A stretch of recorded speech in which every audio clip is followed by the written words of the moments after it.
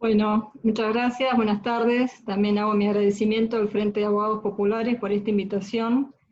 Celebro la amplitud para incorporar también profesionales o gente de otros ámbitos. Yo me estoy enriqueciendo muchísimo con lo que escucho, así que y además con gente joven y pensante, y para un público joven también, que siempre es el mejor público.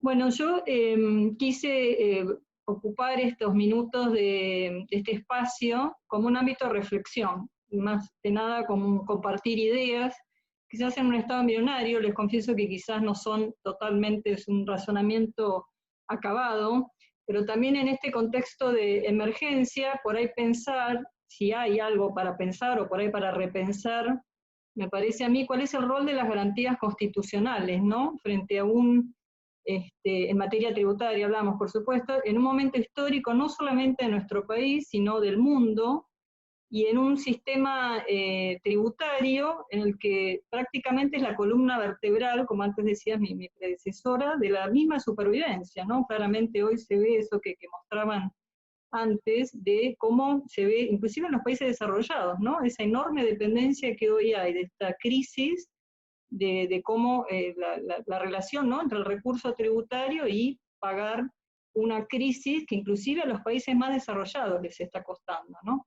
Y en esto no somos diferentes a países como, siempre pongo ejemplo en las clases, a Suecia, ¿no?, como un país, claro, que nadie duda que es un país desarrollado y encabeza siempre los rankings, ¿no?, de países de calidad democrática extrema, pero inclusive en esos países el tributo o el impuesto es también, igual que acá, una detracción coactiva del patrimonio, ¿no?, de los contribuyentes, es decir, no es voluntaria, igual que en el nuestro, y por ende todo lo atinente a la imposición está revestido y está en un punto limitado, ¿no?, por esas garantías constitucionales. Entonces mucho en estos días me puse a pensar toda la construcción doctrinaria y doctrinaria judicial, ¿no?, que nosotros tenemos en nuestro país, hablando en relación a nuestro sistema, que es riquísima realmente, y tiene ya muchos años. Bueno, ¿hasta qué punto esa doctrina va a servir para interpretar, ¿no?, la relación jurídica tributaria a la luz de esta pandemia, que no es nuestra, no es de un sector, es de un momento histórico, ¿no? ¿Hasta qué punto esos tratados y esos fallos que todos damos y repetimos y volvemos a dar, ¿no?, como realmente como obras, bueno, se adaptan a la situación actual? Ese es un poco el motivo de lo que a mí me interesa por ahí compartir. Para enunciarlas muy rápidamente, las garantías constitucionales, digamos, que están expresamente reconocidas, son acá algunas las hemos dado, las han dicho, es, bueno, la de legalidad, que es la que impide crear, ¿no?, un impuesto sin un instrumento que no sea una ley, sancionada además con arreglo a los mecanismos constitucionales previstos en los textos constitucionales, se ha previsto expresamente.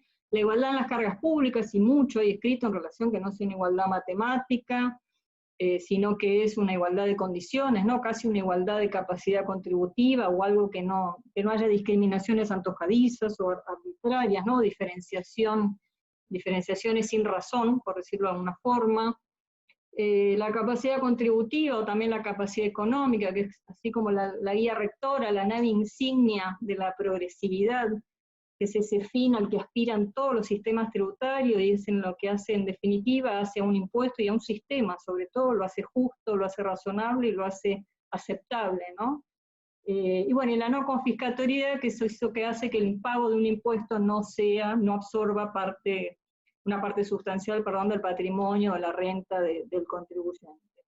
Y la verdad es que, salvo el principio de legalidad, que en esto sí la Corte se ha mostrado muy inflexible, ¿no?, sobre todo a partir de la última reforma constitucional del año 94, y que ha sido inflexible en cuanto a que solamente sea por una ley y nada más que por una ley, el resto de las garantías me parece que no se las puede concebir con contenidos pétreos, ¿no? No se las tiene que concebir más que nunca hoy como con contenidos flexibles, ¿no?, o adaptables a las circunstancias que tienen que ser aplicadas o interpretadas. Eso es lo que... Y justo en estos días, y estos días de lectura además, porque si hay algo que caracteriza, me parece mucho estos días, es la lectura, han circulado varios informes, todos realmente muy preocupantes, pero muy ricos, ¿no? Pero el del CIAT junto con OCDE, ¿no? Todos informes, bueno, el de la CEPAL, hay uno del FMI, ha habido otros de, bueno, de la ONU, por supuesto, y todos tienen como conclusión, me parece a mí, no he visto yo otros informes que digan, digamos, que refuten lo que dice ahí, no sé si en números son todos idénticos, pero me parece que la conclusión que surge de esos informes, de los organismos internacionales, si se quiere de la sociedad civil, digamos, más relevante a nivel mundial, hablamos, es la enorme desigualdad que existe en la región de Latinoamérica, ¿no? En los países del Caribe, que es la más alta de todo el planeta, ¿no? Como un fenómeno, ¿no? Como algo muy fenoménico, y por otro lado, bueno, esa relación que hay entre el PBI y la recaudación, que es una relación muy menor a la misma relación que existe en los países de la OCDE, ¿no? Lo podemos decir los países desarrollados, y a partir de ahí se extrae, bueno, cierta deficiencia, impotencia, ineficacia, como se le quiera llamar, de lo que ha sido el sistema tributario, históricamente hablo, no de este ni de los últimos dos, sino como la deficiencia del sistema tributario para reducir esa desigualdad, ¿no? Como hechos relevantes históricos, me parece que son esos informes, y es el contexto histórico actual en el que, bueno, en el que se va a desarrollar esa relación jurídica tributaria, ¿no? Ya se está desarrollando, más que se va a desarrollar. Entonces, esa desigualdad además, ¿no? Esos mismos informes y muchos otros, también de de organismos de enorme seriedad, todos nacionales, internacionales, la sociedad civil, también dan cuenta que esa desigualdad no es nada más no se da solamente entre ricos y pobres, sino que se da entre hombres y mujeres, ¿no? Y en esto creo que también hay cierto consenso, que la desigualdad está siendo muchísimo más cruel, por llamarlo de alguna forma, en todo el mundo, pero hablo particularmente de la región, en el caso de las mujeres, por diferentes factores que excederían estos poquísimos minutos, pero bueno, económicos, sociales y muchos culturales, ¿no? Que también hay mucho ahí para hacer, y bueno, y hay del lado de los recursos de las materias de la facultad, mucho desde el derecho financiero, ¿no? Para hacer en esa materia, creo que es importante el abordaje que desde la facultad se pretende hacer con una materia en la UBA, me refiero, ¿no? La Facultad de Derecho de la UBA. Entonces yo pensaba, bueno, y esta reinterpretación de las garantías constitucionales, ¿de dónde tiene que venir, no? Como una suerte de, bueno, una adaptación, ¿no? O una nueva lectura, si se hubiera que hacerla, ¿no? Y bueno, obviamente el primero es el Poder Legislativo, claramente es desde ahí desde donde se eligen esas manifestaciones, ¿no? De capacidad contributiva que se van a agravar en el sentido de imponer, bueno, porque no estaban grabadas antes, o se van a desgravar, ¿no? Pues también puede ser que un impuesto se derogue porque ya no sea necesario grabar, o porque ya no hay ahí una capacidad contributiva para grabar, puede ser, ¿no? Pero también es interesante en estos últimos años como algunos países, en gran medida mucho por reclamos de la sociedad civil, en esto la sociedad civil ha funcionado como un motor de revisión, ¿no? de muchas de estas cosas, cómo desde la sociedad civil se ha propuesto mucho una revisión de los beneficios y las exenciones, ¿no? Y si uno ve nuestras leyes tributarias, y en general las leyes tributarias de muchos países, sin yo ser experta en legislación mundial tributaria, bueno, son catálogos larguísimos de exenciones, ¿no? Y muchas, por supuesto, tienen una causa, una justificación, una razón de ser, con fines de fomento o de desaliento, y esto enseñamos mucho en la facultad, ¿no? Las diferentes formas de desalentar o desalentar una actividad, un sector, una industria, bueno, diferentes sectores, pero muchas también han quedado, ¿no? en esas leyes, y no han tenido, si quiero, como una reevaluación a la luz de estos principios.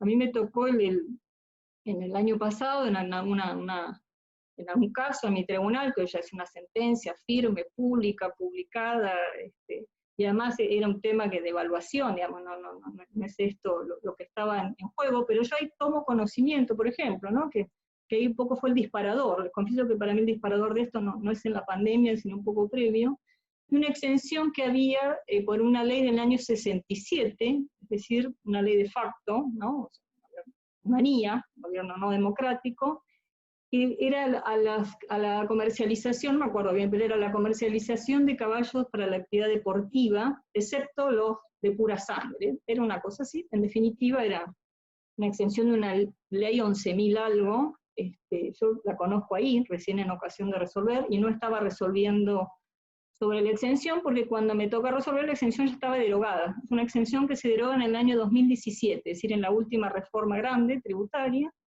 pero es una exención que estuvo vigente 50 años.